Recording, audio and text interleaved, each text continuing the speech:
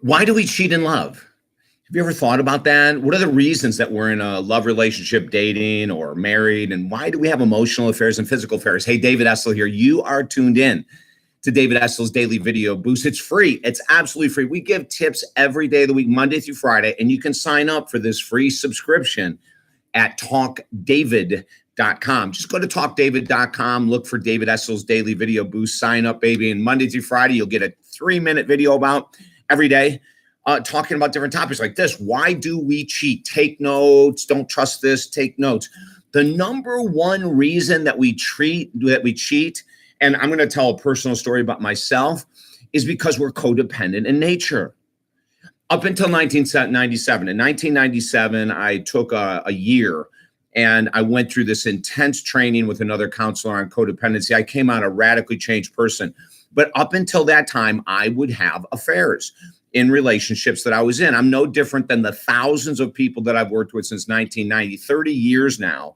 I've worked with thousands of people who have cheated or are on the other end of the stick of being cheated on. And people want to know the answers. And I've got them because I lived it up until 1997. From 1997 to today, when I understood why it was that I was emotionally cheating or physically cheating, I have never done it since. I'll never do it again because I healed my own codependent nature. What does that mean? So in codependency, what we do is that we hate to rock the boat. We hate confrontation. We hate deep discussions.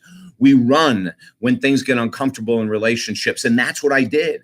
I might approach a partner and say, hey, I'd really like to try this intimacy-wise, or I'd really like to go and do X or Y or Z, or could you stop doing X and start doing Y?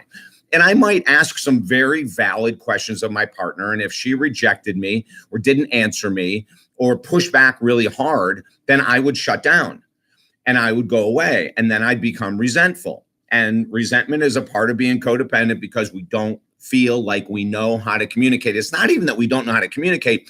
We don't want to risk rejection, criticism, critique. So if I was shut down in a request in my relationship, and it happened a couple of times, I would just say, screw it.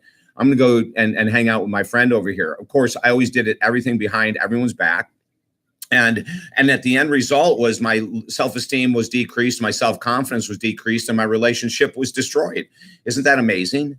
So codependency is the number one reason that we cheat. The resentments, which is a part of codependency that we don't take care of, leads to emotional and physical affairs, right? A feeling of being out of control leads to physical and emotional affairs. But I'm going to tell you the number one thing is codependency, our fear of rocking the boat, our fear of confrontation, our fear of going deep. And then number two is resentments that we have not figured out how to work through. I'll be doing a video in the future about how to overcome. And we actually have videos on YouTube right now about what to do after an affair. But I just want to sort of give the basics right here.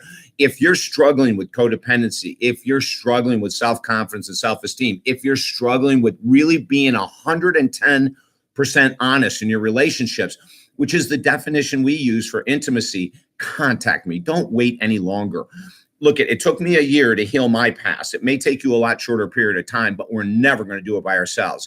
Send me an email at talkdavid.com. All of our work is 100% money back guaranteed. Doesn't matter where you live in the world, Skype, phone, we do sessions. About 80% of our client base is Skype or phone. We can work with you anywhere, okay? But let's start today. Have an awesome day.